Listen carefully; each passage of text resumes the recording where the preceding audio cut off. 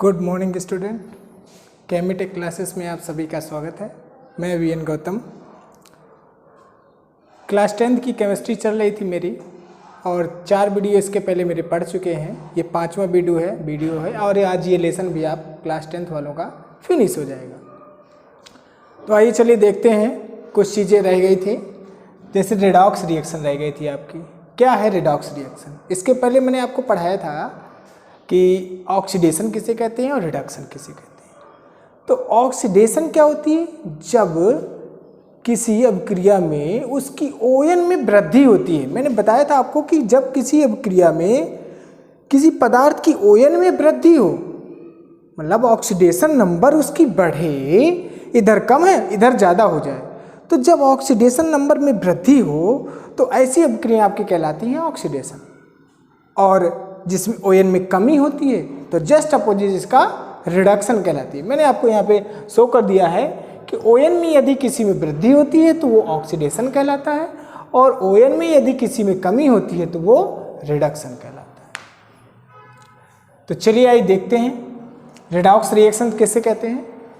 तो वे रासायनिक अभिक्रियाएं जिसमें ऑक्सीडेशन और रिडक्शन दोनों एक साथ होती हैं, मीन्स किसी अभिक्रिया का एक पार्ट ऑक्सीडेशन हो दूसरा पार्ट रिडक्शन हो और दोनों को मिला दे तो वो बन जाएगा रेडॉक्स रिएक्शन। आइए इसका एग्जांपल्स देखते हैं। क्या इसका एग्जांपल्स है? तो देखिए, जिंक ऑक्साइड, इसका नाम है जिंक ऑक्साइड। जिंक ऑक्साइड इस कोक द्वारा अपचयित हो रहा है। अपचयित क्यों हो रहा है? अपचयित क्यों बोले? रिड्यूस हो रहा है। क्यों? क्योंकि ऑक्सीजन देखिए निकल रही है Zn से और Zn अकेला हो रहा है। मैंने बताया था, एक और मैंने रिडक्शन की थ्योरी बताई थी कि ऐसी अभिक्रियाएं जिसमें हाइड्रोजन या तो जुड़ जाए और या तो ऑक्सीजन अलग हो जाए। इसके पहले वाले मेरे वीडियो में ऑक्सीडेशन और रिडक्शन दोनों की थ्योरी मैंने बड़े अच्छे तरीके से बताए हैं। जिसको प्रॉब्लम हो रही है या नहीं समझ में आ रहा है तो इसके पहले वाला वीडियो देख ले, क्योंकि इसके पहले वाले वीडियो से ही आप इस रेडॉक्स रिएक्शंस को सॉल्व कर पाएंगे। तो इसके पहले वाला आप वीडियो, जो 4th वीडियो है मेरा, वो 4th वीडियो आप देख लीजिए। आइए चलते हैं। देखिए, तो देखिए मैंने बताया था कि किसी कंपाउंड की ऑक्सीडेशन 0 है। इसके पहले वाले वीडियो में किसी एलिमेंट्स की ऑक्सीडेशन नंबर 0 होती है, बट किसी कंपाउंड में किसी एलिमेंट की ON कुछ ना कुछ होती है। आइए देखते हैं बेटा।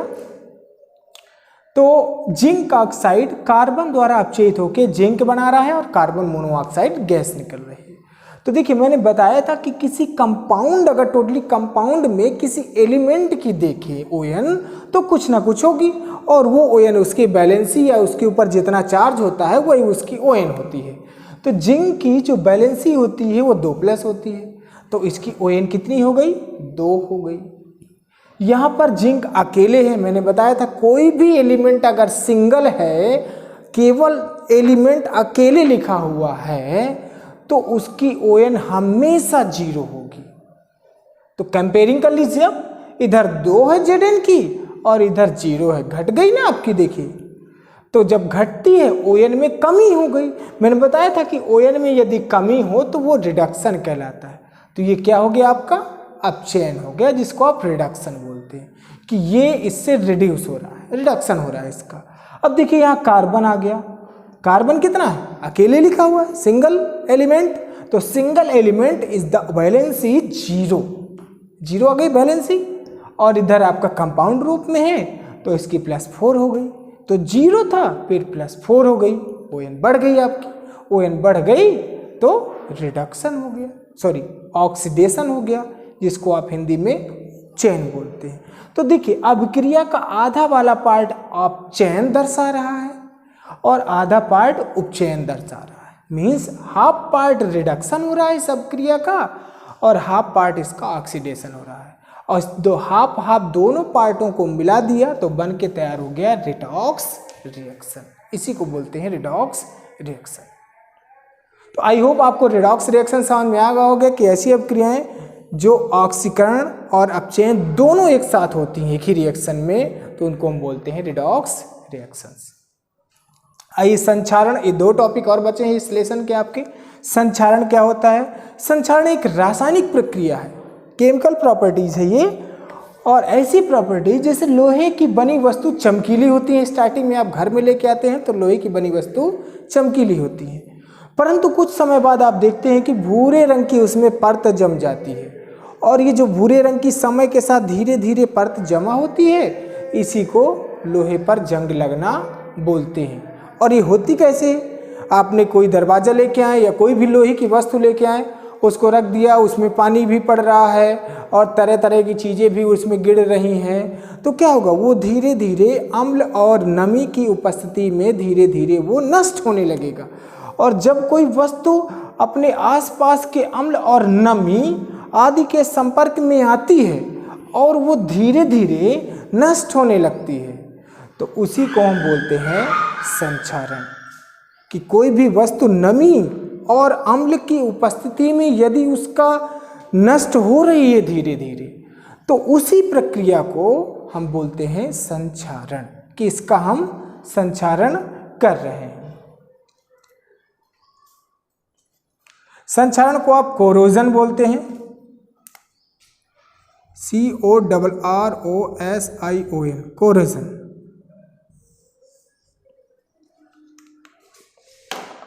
तो संक्षारण आप लोग समझ गए होंगे, जैसे लोहे पर जंग लगना, इसका द बेस्ट एग्जांपल है लोहे पर जंग लगना। आइए नेक्स्ट देखते हैं विकृत घनता। रेसिडेंटली क्या होता है? देखिए रेसिडेंटली क्या होता है, आप देखिए, जब वसायुक्त या तैलीय खाद्य सामग्री को लंबे समय तक रख दिया जाता है तो उसमें गंध और स्वाद में परिवर्तन उत्पन्न हो जाता है, और जब उसके स्वाद और गंध में परिवर्तन उत्पन्न हो जाता है तो इसी परिवर्तन को हम बोलते हैं विकृत गंधिता। कोई भी समय है, गर्मी का समय चल रहा है, कुछ चीज़ें होती हैं जैसे आप फ्रिज में नहीं रख पाते हो, उसको ऐसे रख दीजिए, तो क्या होता है धीरे धीरे वो क्या होती है, सुबह तक में कोई चीज़ें सड़ जाती हैं, सब्जियां वगैरह जो रात में आपने बनाई या सुबह बनाई थी, शाम को सड़ गई, तो सड़ने के बाद जो गंध आती है और उसका टेस्ट में जो परिवर्तन आ जाता है, उसी को तो बोलते हैं विकृत गंधिता। ये आपका देखा हुआ है, बस आप नाम से अनजान थे इसके, कि इसको आप बोलते हैं विकृत गंधिता। तो आज आप लोग जान गए कि विकृत गंधिता होती क्या है। जो चीज़ आपका खाना, जो खाद्य सामग्री होती है वो सड़ जाती है और सड़ने के बाद उसमें गंध दुर्गंध निकलने लगती है, अगर उसको टेस्ट करें तो उसका टेस्ट भी बड़ा अजीब टाइप का होता है, तो वो जो स्वाद और गंध में जो परिवर्तन आ जाता है उसी को हम बोलते हैं विकृत गंधिता। तो आई होप आपको ये तीनों टॉपिक मेरे समझ में आ गए होंगे। पहला था रिडॉक्स रिएक्शंस, दूसरा था संक्षारण और तीसरा विकृत गंधिता। ये केमिकल रिएक्शंस जो लेसन था क्लास 10th का, उसके 3 टॉपिक शेष रह गए थे। आज से आपके लेसन ये कंप्लीट हो गए। अब नेक्स्ट लेसन 2nd स्टार्ट करेंगे। तो वीडियो अगर मेरे अच्छे लग रहे हैं तो कमेंट सेशन में जा करके मुझको कमेंट करके बताएं और मेरा उत्साह बढ़ाएं, ताकि मैं और भी वीडियो आपको अच्छे तरीके से डाल सकूं। नमस्कार, धन्यवाद।